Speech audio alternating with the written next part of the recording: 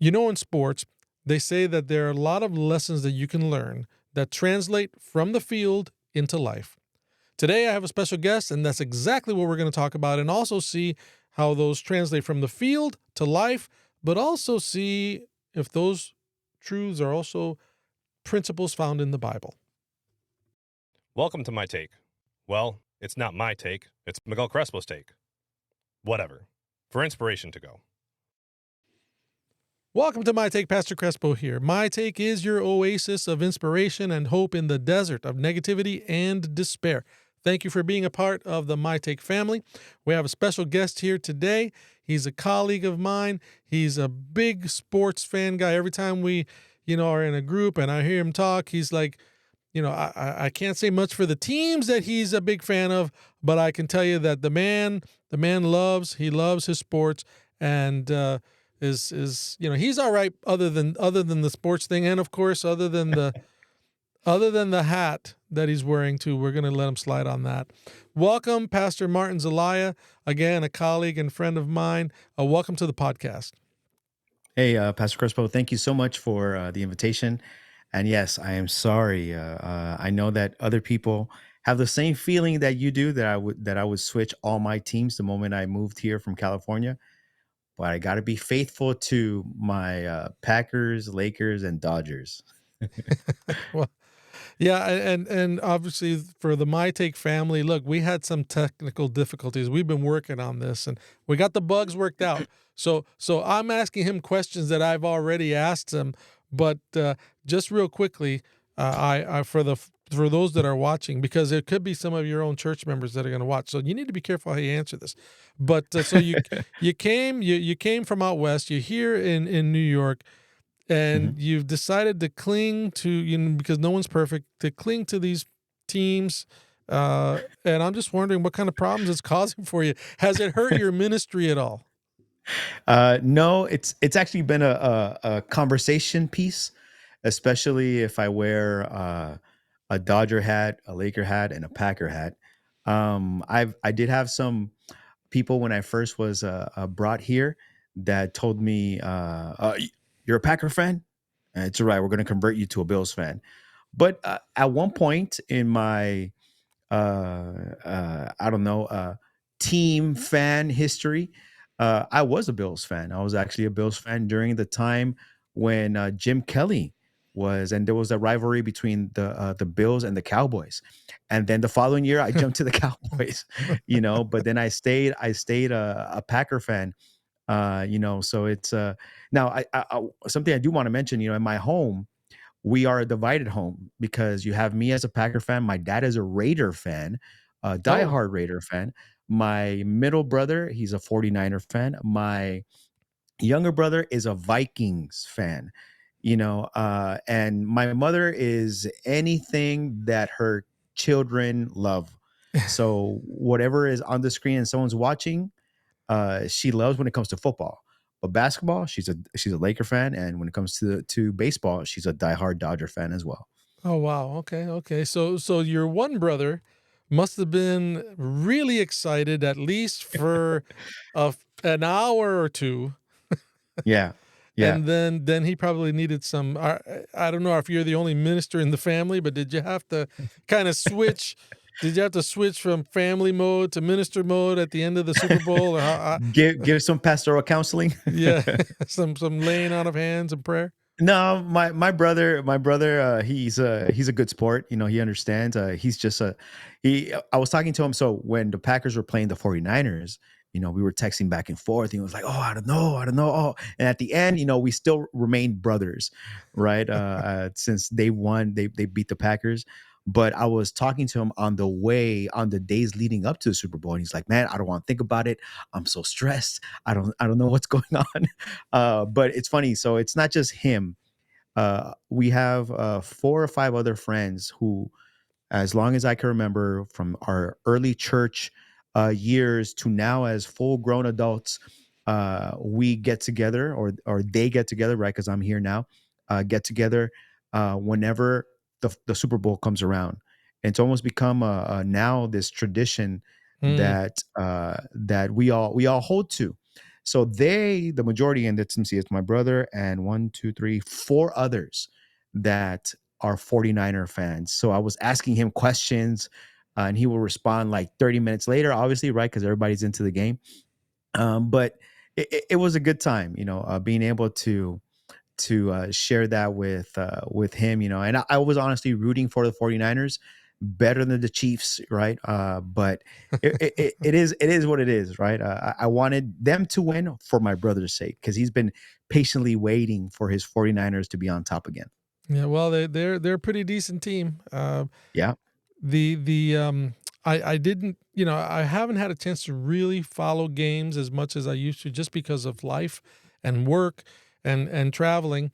But I did watch the Super Bowl, and so today the podcast is really about that. We want to, I want to have a conversation with you about sports and the lessons from sports that translate to life, and I believe that a lot of these lessons, we could transition into spiritual things, but it's also the other way. There are some biblical lessons that can translate, that can help in I'll call it the game of life, but also they also translate into sports as well. So it kind of goes back and forth. I want to talk to you about that as we go forward here. But real quickly, I probably am going to regret asking this question. What are your teams that you're a fan of? Okay. No, I don't think you're going to regret this question. I think I'm probably going to end up, impressing on you to maybe consider the teams that I go for. But let's see, for I'm a baseball fan, like I said before. So I'm a Dodger fan. Always been a Dodger fan since Tommy Lasorda days. The Bulldog, Hershiser, and our hero, Kurt Gibson. The Laker fan, as far as I can remember, the Showtime era Lakers: Kareem, Scott, Cooper, Rambis, Yeah, Kurt Rambis. Magic, Kareem, and then into the '90s with Nick Van Exel, Eddie Jones, the young up and coming high schooler Kobe Bryant. Right when we also got a few others that are memorable too. And then so that's baseball and basketball. Football, I've been a Packer fan. I wouldn't say all my life because I said, right, I jumped from team to team. I was never a 49er fan. I was never a Raider fan, never a Chargers fan. And those are all the teams in California, right? Except now that the Raiders are in Las Vegas. But I turned a Packer fan when I saw, for example, Brett Favre, Donald Driver, and the linebacker, the great Reggie White, Reverend Reggie Yeah, White, that yeah. became later on. Yeah. But So soccer is the one team sport that I don't follow, and yeah, this is and I maybe don't. to I'm not sure if that's a the sport, but you know, yeah. But for some of our Hispanic listeners, yeah, they're like, well, he's Hispanic, he should be following, the soccer team. I don't even play soccer. I play yeah, yeah. all other sports You're an except soccer, American man. Hispanic. You're an Yeah. American Hispanic. Yeah. Listen, Yeah. so and by the way, there are people that watch this in Brazil and other parts of the world where their football actually is a foot hitting the ball. It's the soccer. He's a But soccer ball. I'm Yeah. not sure if we're gonna, for the purpose of this podcast, we're not, soccer's kind of, no, that's not an American sport. Whatever. All right, so all right. Question for you. Yeah. Um, what is your most memorable sports history moment? Mm.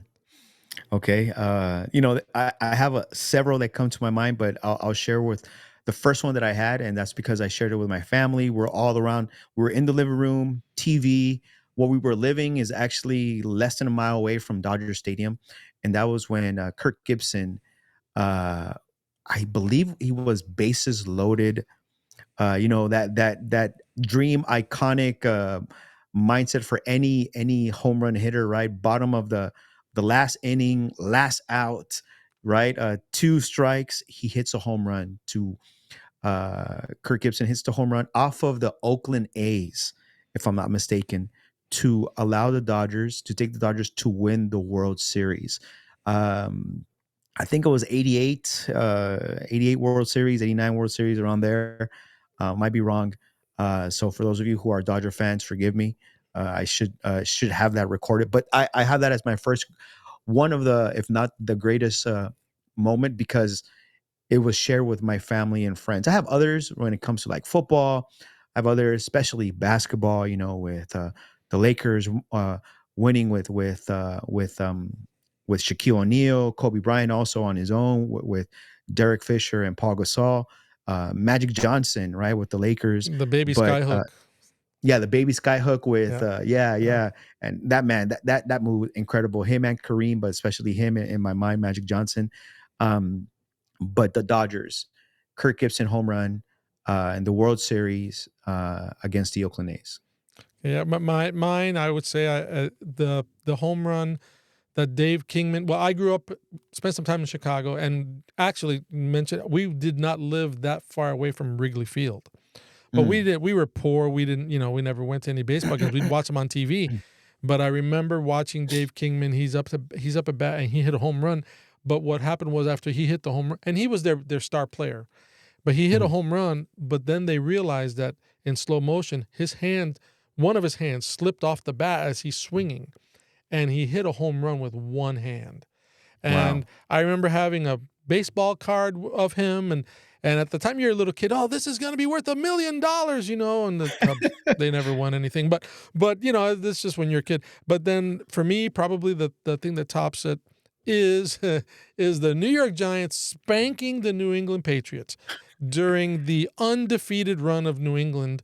I don't remember Mm. when it was now, many years ago, and I remember seeing, when they did their undefeated season, the last game of their season was against the New York Giants. And the Mm. Giants played. They came to play, but they lost. And I Mm. remember as the game is ending and, getting ready to turn the TV off, whatever, I'm watching one of their defensive players, Michael Strahan, a superstar.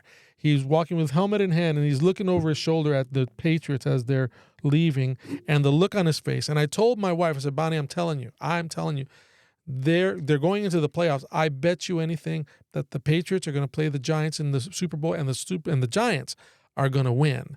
And Mm. sure enough, I'm sure you probably watched it, hammer and tong. They went at it, some crazy plays. The Patriots, one of the plays where they almost sacked Eli Manning, and he Yeah. somehow miraculously comes out of the pile of people and throws it, and then the receiver catches the ball on top of his helmet. Like he pins it against his helmet and catches it. I believe that it was for the first down because I think it was fourth down, if I remember correctly.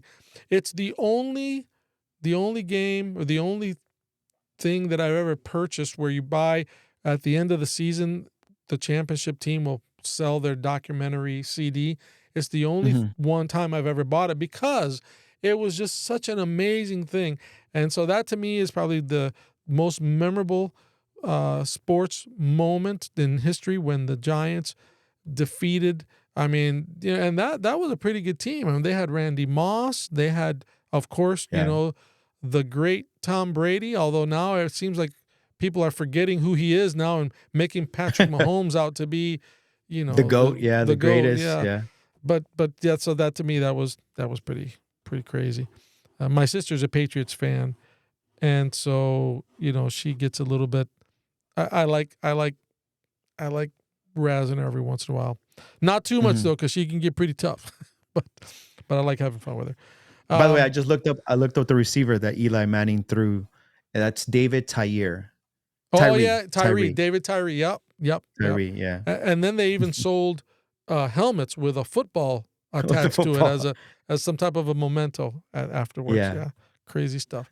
Um, all right. Well, look, as I said, the purpose of the podcast is we're going to be talking about sports and the lessons. But before I do that, this is something that I'm going to be getting into the habit of doing with all the people that I put in bring onto the podcast, and it has to do with why you're here, why are you a Christian? And so I just have a basic question for you. If you could just share your thoughts on share the answer, Pastor. Why do you believe? Why do I believe? Um, well, my answer it's pretty simple. It's not really a heavy theological answer, right? I believe because I've seen God work in really real ways in my life, that He's still working in my life, where He's present. He's opened doors that have been impossible to me. He's uh, guide my life in directions where I wasn't even planning on going. Um, I've also seen him work in the life of my friends, life of my family, specifically my mom. I've seen how God also in my time at church, as a young adult, young leader in the church, has also, placed me with specific people who have helped me in my now pastoral walk, right, to become the leader that I am today, thanks to all of them. And I've also seen how some friends and family during those difficult moments of life, either they lost a job, lost a loved one, or just a hard season in their life, they've been faithful in believing in God and knowing that it was all going to be okay because God is in control, even if they don't see it. All those factors have grown my faith to where it is now. So where I can say, I believe God not only how He's worked in my life, what He reveals, what He has revealed through His Word, but also how He has worked in the life of others, that have been a big testimony, big evidence that He is real, and that He loves us, He loves me, He loves this world, He loves its people, and we can trust Him and get to know Him in a real and personal way. I appreciate that. That's very good. I think then part of the reason for the question is that there are people that may be listening or watching the podcast, and they need to know, why should they believe. Some of them don't know. Some of them don't have a reason to. And I think you brought up a couple points. Obviously, one is the example of other people. The example of other people where they exhibit faith in God through their experiences in their life. The other is, as you said, you've seen God move, God do Mhm. things. One of the struggles that I have, or concerns that I have for people, is that there are some people who claim Christianity. They claim to believe, but basically what they believe is just a set of rules. And so here I have Buddhism, I have Islam, I have Christianity, I have Judaism, and you can take your pick. Take your pick and be whatever, do whatever you want, because they're all good rules. I mean, for the most part, all of these religions tend to have some good things in them. Mhm. I heard a pastor say this one time, and it's interesting. It stuck with me just because of the way he said it. He said this. He said, if you take, say, for example, the world religions, but you take Islam, Buddhism, Taoism, the different world religions, the best that they can do, the best that they can do is help a bad person become a good person. Mm. He said, but Christianity is different, because Jesus can take a dead person Mm. and make them an alive person. And Wow. that, in his mind, was the dividing line between Christianity and every other religion. These other religions will make you want to be a good person, but only Jesus can bring a dead person back to life. And Mm. I thought that was just an amazing way to explain it. I don't know if I've done as good a job as he did, but it just moved me, because I want to see people choosing to live the Christian faith because they believe that God is real, that Mhm. they've Mhm. seen God move. I know of people that have told me that they've never heard God's voice. They've never seen God do anything in response to prayer. They've never seen a miracle. And I'm scratching my head thinking, man, I could write a book with the things that I've seen. And it's not because Mm. I'm special. It's not that. It's just because I've been a witness to some of these things. And so I feel bad for people that maybe they have and they don't realize it, but people that actually say I haven't. And so you wonder, then why do you believe? Because being a Christian where you just follow the rules is a miserable existence. And have you ever Mhm. met people like that? They just Yeah. And you can see that they're not happy, and it's almost like they're shackled by what they can and cannot do. And no one wants to live a life that way. Right, right, and Christianity, Jesus never meant for people to live that way, right? He Exactly. wants to Yeah. take somebody that's dead and bring them to life. So, Mhm. just thank you for answering the question. So let's get into it. Of course, a few weeks ago we had the big game, the Super Bowl, and you watched the game right with your friends. I got a Yeah. chance to watch it as well. Can you give me before we get into it, give me your little sports commentary on how you think the game went? Well, at first, the first half was slow, and there were just a lot of mistakes between the players. Man, they were fumbling the ball, interceptions, and just some questionable calls. That yes did bring an excitement if you were a Chiefs fan or a 49er fan. But Hmm. since neither one of us is any of those, it was more like, come on, like let's get to the scoring part. Let's get to the heavy tackle. Let's get to Yeah. that. But then again, right? The first half, I honestly thought the 49ers were winning this Super Bowl. I thought that they had it in the bag. But there are a few things that stood out. Was number one, the just the calmness of Purdy, um, of Brock Purdy, and the second thing that stood out is also Mahomes. Mahomes kept on looking at the clock, but he had, I don't know if you saw this. There were moments where the camera pan over to him while he was sitting on the sideline in the first half, and he was just focused.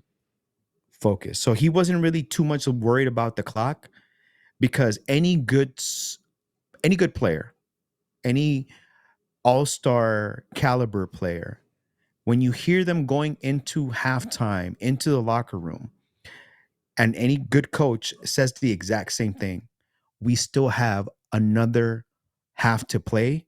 We Hmm. still have another game to play. So they're not too much worried about the first half. Even I was worried. I was like, man, like, okay, well, if the Chiefs are going to do something, the time is, it's do it now. Why wait till later, right? But then the second half, everything changed in favor to the Chiefs, right? Where again, you saw the calmness of Brock Purdy, even when they were behind, which also is good, because that means if your quarterback's calm, if your quarterback is focused, I trust my quarterback. I will be focused. But you saw the same thing also in Mahomes. He there was a confidence then building where he was almost analyzing the situation in the first half, but then you saw the confidence start to build as his team chipped away and they tied or went ahead, and then what is it, the 49ers tied and then went into overtime. So it was better in the second half than the first half, even though the first half had more drama because of the missed tackles, the Yeah, the interceptions, yeah, the the fumbles, fumble. Yeah. yeah. So it was a fun game to watch. I was a little bit disappointed in a portion of the game because it's the Super Bowl. I wanted to see a shootout. I wanted to see some touchdowns, and I don't know though. Did they predict that it was going to be a more defensive game? Because I thought I heard someone say that they thought that it was going to be more of a scoring game, but maybe I don't know if that's true or not. Well, you know how the pregame, and especially now that there's this culture of betting on the game, right? Hmm. And and I don't know how all that works, but there was more of a prediction that it was going to be a high scoring game Okay, yeah. because of the trajectory each team had against scoring, again, especially in the regular season, right? But then again, right? Anything can happen in the playoffs. Anything can happen in that type of situation, especially in the Super Bowl. But everybody, at least all the people that I spoke to, friends that wanted a good game, wanted a high scoring game. Not really. It becomes slower and more tedious, more psychological if it becomes defensive, Hmm. because everyone like see the back and forth, touchdown and then touchdown and then touchdown. Yeah. So I, like a few others, were believing that it was going to be a high scoring game. Yeah, it came down to who was going to make the last mistake Yep. rather than who Yep. was going to do the scoring per se. Yep. All right. Well, look, let's get to it. The meat of this episode is really about some of these analogies, these lessons, these things that cross over from sports to life, and I believe that they're biblical principles that Mhm. are ultimately embodied by that. But talk to me a little bit. What do you see? And it doesn't have to be about the Super Bowl, but could be sports in general. What are some of the analogies that you think that are applicable, lessons that you could take out of sports in life? Well, the biggest one, and I actually looked up the like some of the quotes that really caught my attention was the interviews after the game from both Brock Purdy and Patrick Mahomes. They both glorified God, but actually have it here. I want you to see this as or to just hear it. This was the interview that they had. I think it was well. The quote says this: they were going to challenge us, and the guys stepped up and made plays. I mean, God puts a lot of adversity in our way this year, and we accepted the challenge, and we're better for it. I mean, it's been a heck of a year. We're not done yet, but this is the way to get there, right? This was Patrick Mahomes when he won the playoff game against the Ravens this year, right? So you hear that and you're just like, oh shoot, like, all right, that's great, right? There's this idea in our world today that you don't that no one wants to suffer, no one wants to go through times of testing, but adversity, testing, challenges, they grow us in our experience, not just in the world, but in our Christian walk as well. um, they help us, they help our faith grow in God, right? On the religious side, but they also help us um, build when we're facing, or get stronger when we're facing a bigger test in our human experience, right? Here's another one, another quote that I saw here. It said, it's such a special night for us. I want to give God the glory, and I want to congratulate the Ravens on an amazing year. 4 years ago, when you were handed when you handed us the first Lamar Hunt Trophy, I gave it to my mom, and the first thing she said it was kiss it. And this is Patrick Mahomes again being interviewed, right? Um, you have another thing that you have also a humbleness there in Patrick Mahomes, even, right, with how he received the praise, but who he directed the praise to, Hmm. right? So I guess that there are two things that we can take away from that. Number one is, trial, adversity are good, right? They're not always bad. And Hmm. number two, the attitude of humbleness, or the Yeah. attitude of praise, even, who you give honor and glory to, right? In these two cases, Patrick Mahomes gives honor and glory to God first, and he also uh, he has a shows a certain respect, not just to his coach or his teammates, but to his mom, right, who has been there with him along the way. So that's those are at least the first two that stand out in my mind. Well, I think that's important to know. I think that the idea of, when you think about these guys thanking God, and it obviously bothers people when people mention God like this, but the fact that they're doing it is Mhm, an important lesson. It is important to know who gives you what you have. mhm, And some people say, "Oh, it's me. I did it. It's my own strength." I think it's Deuteronomy 8:18. It says, "Remember the Lord mhm, thy God, for it is He that gives you power to get wealth."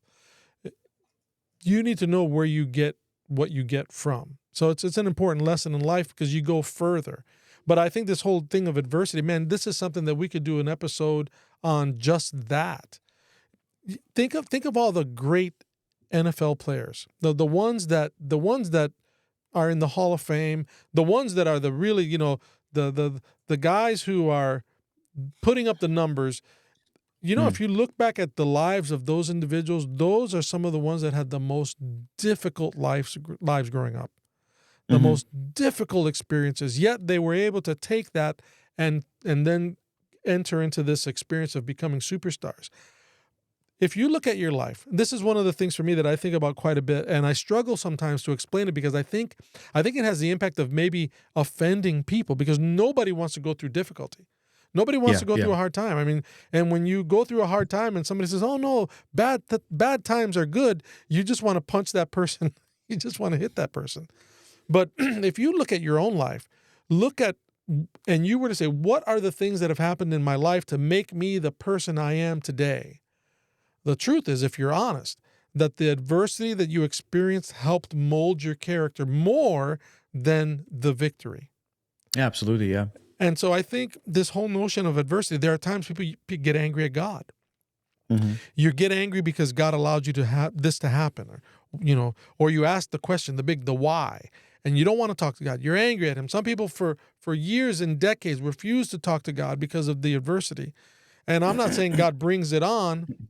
I think it's fair to say God, who's sovereign, allows these things, but we don't understand sometimes.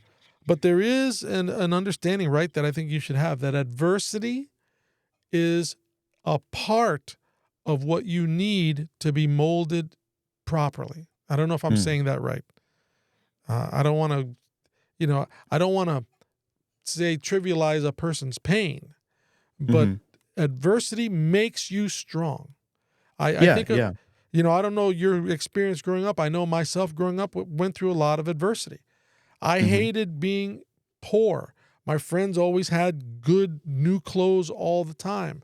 When we were Yeah. very young, we had the hand-me-downs. We bought what do they call those things? The seconds, the sneakers that had a little bit of a defect, but they're pretty good. So they get sent to this other store, and so Yeah, you could yeah. you could buy the tracks sneakers back then. I get the Nike or the Puma, but the label was a little bit off. They It were was just. almost like the knockoff because they were just a little bit different. Yeah, they were, and so Yeah, because they weren't the imperfect stuff, I imperfect hated stuff. doing that. I hated it, and when I was a kid, we we were growing up. We didn't have a lot. My mom would buy lunch food, for us to be in school. I'd run out of lunch meat, and I'd go to school by Wednesday. I'd be going to school with mayo sandwiches, just 2 pieces of bread, mayonnaise in between. One of my Mhm. schoolmates found out, and for the rest of the year, they called me Mayo Boy Oh because no. that was it, mayo sandwiches, because we didn't have anything to put in between the slices of bread. And I hated that name. But, Mhm. it's the type of thing that you learn, it makes you stronger. It Yeah. makes you appreciate things more. And so, I think this is one of the lessons that definitely translates from the field to life, but the spiritual experience also as well is that sometimes you don't know what God is doing. Mhm. But these are the things that God is sometimes taking you through to prepare you for what's next. I think you had mentioned in another conversation some Bible characters, but think about Joseph. Yeah. Joseph he Hmm. was hated by his brothers, sold as a slave, accused of rape, thrown in jail, and then he's the prime minister of Egypt. And he saves his family, right? Yeah. But if he wouldn't have had those bad things happen, he would never have made it to the court of Pharaoh. Mhm. And so sometimes adversity it's never a good thing, but maybe one of the hardest things to learn is that the very thing you might be angry at God about is the very thing that he is allowing so that it's going to serve a greater purpose down the road. Yeah, that also brings to mind not just like you being angry at God, right? Like in the story of Joseph where I can definitely relate to him questioning, right? Another person that comes to my mind is Daniel, Shadrach, Meshach, and Abednego, or Ananiah, Misael, and Azariah, right? Mm-hmm. But specifically Daniel because you know he went through hard times not just as a young man, but especially as an adult. Sorry, here my chair is acting strange. Um, as an adult, and the time frame in which he lived was a tumultuous one, right? Went from one empire to another empire to another empire, Mm-hmm. served what was technically a slave in the empire, right? Positioned to basically rule over his people, but him being ruled at the same time. Um, but you see in the life of Daniel moments where he's questioning God's plan, which I think also has to do a lot with what we go through in our lives, right? Where we question, Lord, is this really of you? Is this really what you want me to go through? Why are you allowing this, God? Right? But then again, right, we also see his faith grow as God reveals his plan, right? Early in the Babylonian Empire, then with the Mede and the Persians, right? And then towards the final uh uh uh years of his life, right? With what the Medes, the Persians, the next empire that he served. Uh, what was it? Was it the? It wasn't the Greeks, was it?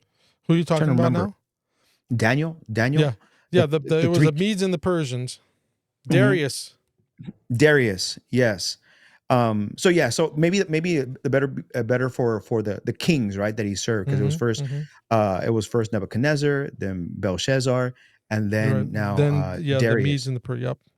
Yeah. So it was, there were moments where, facing the fiery furnace, facing the kingdom now come into captivity under the Medes and the Persians, uh, and then facing the lion's den, right? If you look at anyone in his life, in his entirety of life, next to Joseph, that had moments of hardship, Mm-hmm. it was definitely Daniel. Yeah, Definitely Daniel. there's a there's a prophecy in Second Kings that was given to one of the kings of Israel because he had kind of he had been unfaithful. I'm Hmm. going to read this to you. Hmm. And this is the prophet speaking to the king. Of thy sons that shall issue from thee, talking to the king, which thou shalt beget, shall they take away, and they shall be eunuchs in the palace of the king of Babylon. Hmm. Hmm. That prophecy is believed to have been fulfilled when Babylon took them over and brought Hmm. people, Daniel, Shadrach, Meshach, and Abednego, to Babylon. It's Hmm. believed that if they're serving as wise men in the palace of the king, that they were made eunuchs. Now, you want to talk about adversity. Yeah, yeah. Your people are conquered. They decide to take the best and the brightest of the people of Israel, bring them to Babylon. We're going to make you wise men to our king. Oh, that's great. You're going to go to school for a couple of years. You're going to learn our ways. Oh, that's great. By the way, you're going to be in the king's palace. You have to be. You have to be. I'll say decaffeinated. Um, and yet they still chose to keep their faith in God. Yeah, So yeah. I mean, I'm drawing this whole the adversity Hmm. and continuing to trust that God has a plan. Yeah. In a game, you go through a lot of adversity, and you might be tempted to be angry, but you still got to listen to the plan. You still got to follow the plan, right? Hmm. So okay, what else? What else jumps out at you? Anything else? The other thing that jumps out to me, besides facing adversity, is also having trust in your coach and in your teammates. Right. There are some things, especially as humans, man, and I don't know if you can relate to that as well, Pastor, but I definitely have connected with this with other people, is that we love to take control when things are going bad. We want to, have the game in our hands, the ball in our hands. We want to make all the decisions, right? But there are moments where we can't, or the situation doesn't give us the opportunity to take that control. So we then have to place our trust in someone else. Um, for example, this came to my mind as I was watching The Last Dance, right? The Chicago Bulls, Michael Jordan era. There was a play that was designed for Michael Jordan, and he runs. I think it was against the Utah Jazz in one of those games, Mm, where he runs on the left side of the court, and he is triple teamed. And on the right side of the court, you had Steve Kerr, and yes.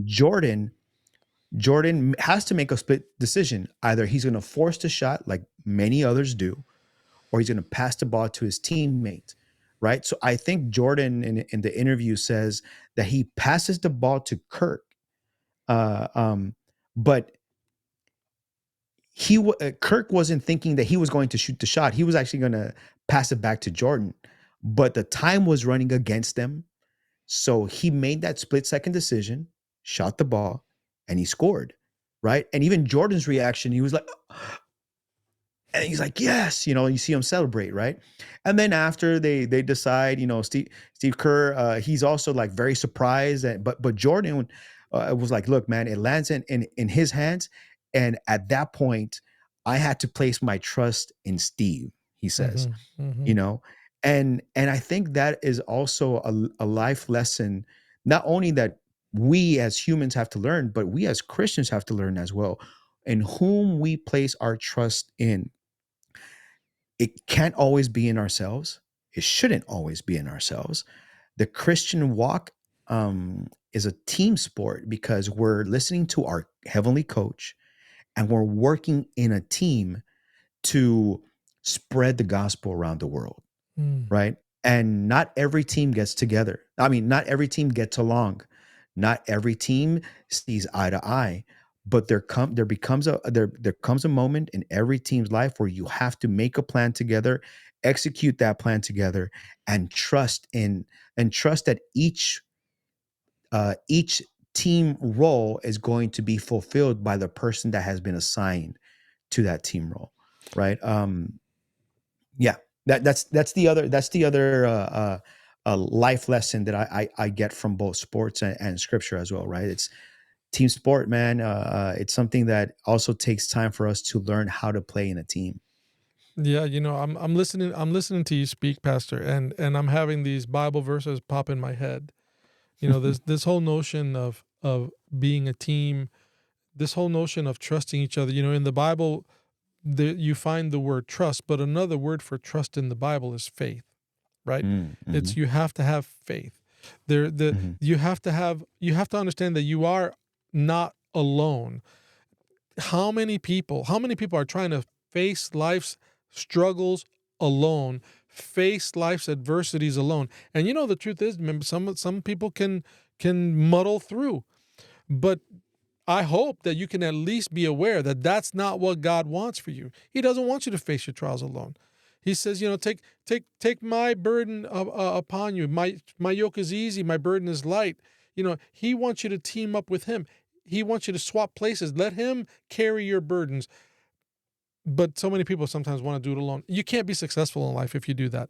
Some of the most miserable people are miserable because they choose to be alone. And this whole trust thing, and as I said, I was listening to you talk, and the scripture that came to my mind from Proverbs: trust in the Lord with all your heart, lean not on your own understanding, in all your ways acknowledge him, and he shall direct your path. Yeah. I think that the idea of trust, you know, there's a visual I often like to use when I do a presentation. Say we're talking about football or something, and that is the different view from different people who are on the team. So when you're on the football field, the view of the quarterback is confined to what's coming out of his helmet. So beyond the guards on his chin, and then you just see a certain part of the field. But the coach who's on the sideline sees a much broader vision of what the other side is doing. And the coach Mm-hmm. has got people up in the stands. They see from the top. They know, they can tell when players are being substituted. They can recognize formations, and they call the plays out. They give the plays in that are going to ensure or give them the best chance of success. If you think about that in your own life, think about the fact that there's somebody that sees a bigger picture than you do. And you need to trust this person. You need to trust this one.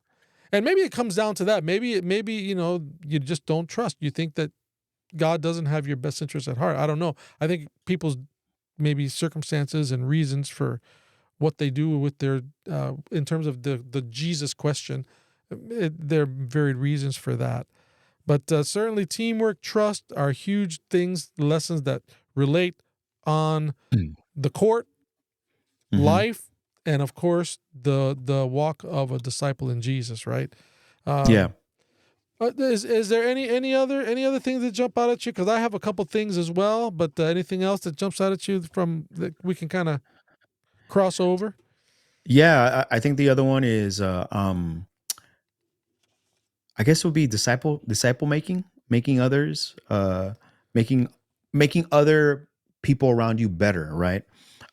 So the one that comes to mind just because it was fresh is when they revealed the Kobe Bryant statue, right?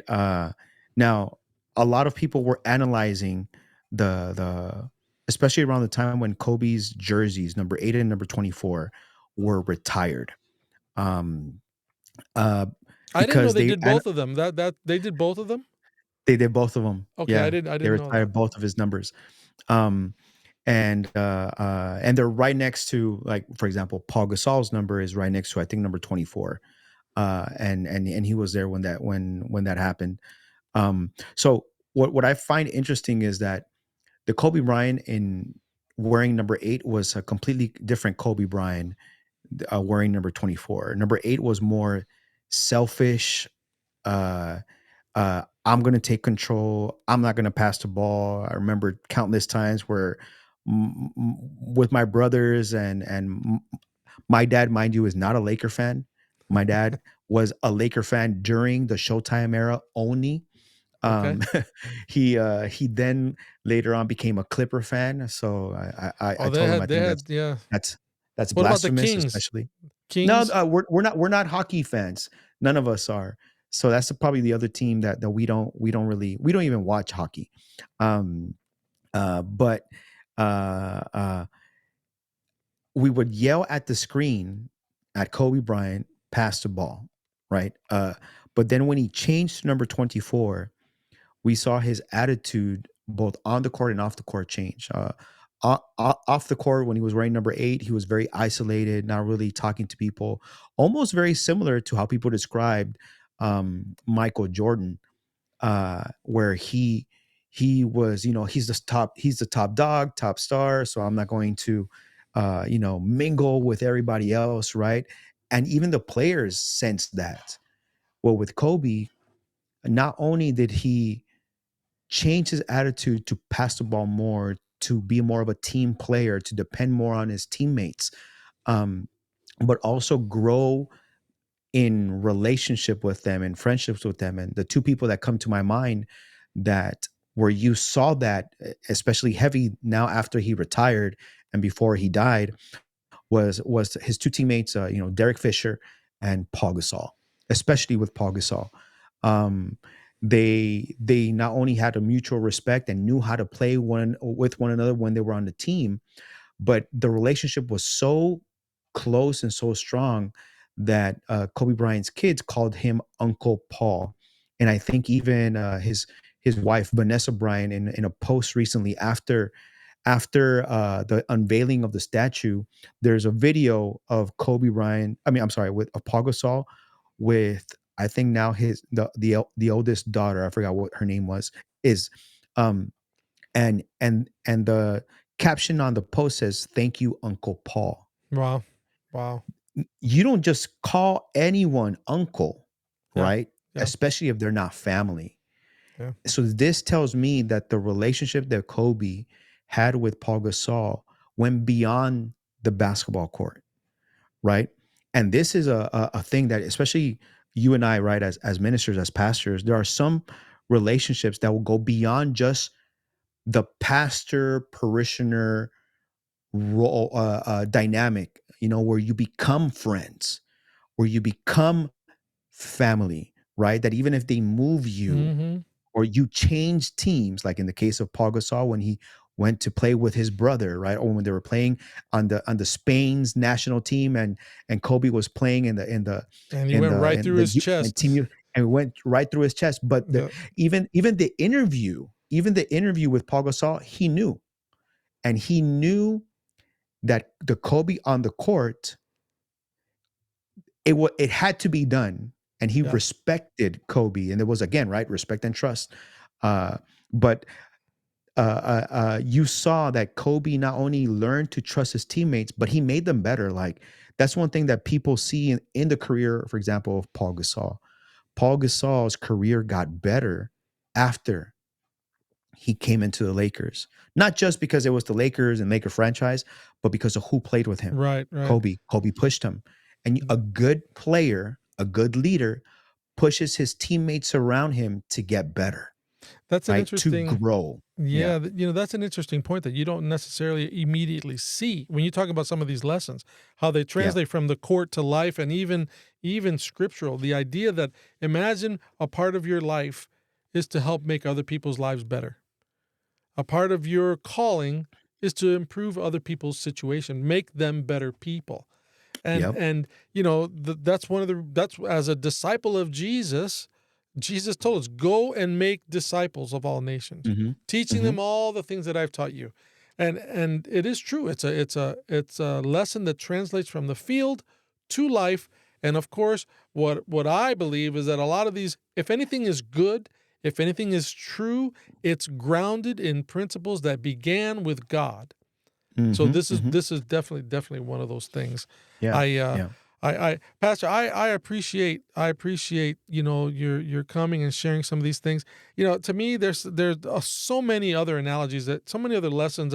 I know, one lesson that comes to mind. I remember seeing a player who was injured before he ever entered the NFL, and he his first play as a pro player, he went out of bounds and ran into the one of the heavy pieces of camera equipment, banged up Mm. his knee once again. But the players got up, and you could hear them yelling, shake it off, don't worry about it, get back on the field." But as I was watching him play, which he went out there and continued playing, was the concept that they were teaching him: you don't dwell on the last play, Mm. focus in the moment. Don't think about the mistake or the fumble or the whatever, or that whatever. Don't look back. And Mhm. and sometimes I've known of people whose lives in the present, they can't move forward because they're always focusing on what happened in the past. Mm. Something bad happened to them, or they made a bad mistake, and they can never move forward. Why? Well, because they've created a prison of their own making. They hold Yeah. the key to their prison, and that is, take your eyes off the last play and put your eyes forward. Focus on the now. And so there's Mhm. just a ton of different lessons. And so I want to thank you for coming on the podcast. Now, Pastor, I need to ask you before we kind of bring this to a close. I know that you do some ministry online as well. Can you talk to me a little bit about that? Oh, sure. So the other ministry, besides my own, like on my own Instagram, but that's kind of been on a pause just because of just timing. But the one that I currently work on is a ministry that started and is basically based in the West Coast by three friends of mine. That's called Keep Calm and Advent On. I actually have the logo here in the back, but you can't really see it because it's blurred out.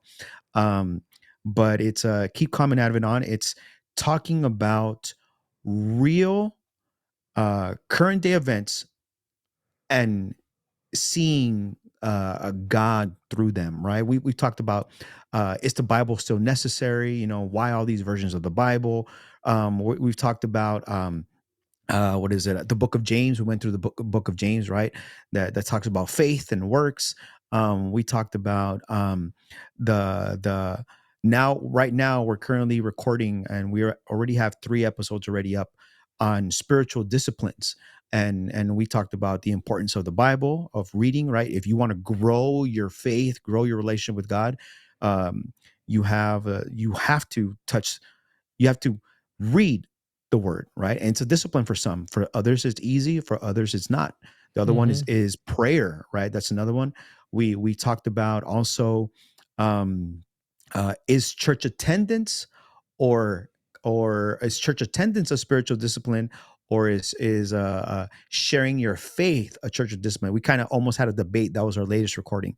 So it's been fun. And these are another pastor friend of mine named Mitchell Aguinaga, and two other friends also. One of them I went to school with. His name is Jason Bahar, and the other one's Andrew Sellis. So it's the four of us And where can you talking catch it? about, and this is on Spotify, Okay. on YouTube, Keep Calm and Advent On, and also Okay. on Facebook. And I think we also have it on Apple Podcasts.